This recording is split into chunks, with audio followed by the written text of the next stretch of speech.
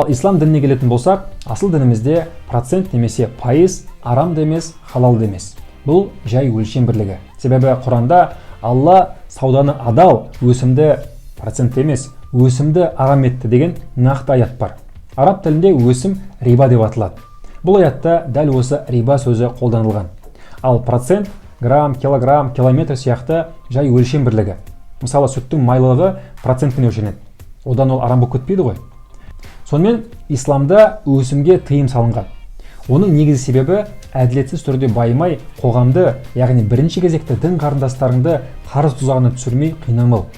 Дегенмен, ислам мемлекетін құрып, сауда, өнер, білімді дамыту үшін қаражат керек қой. Риба арам болса, мұсылмандар қаражатты қайдан алды?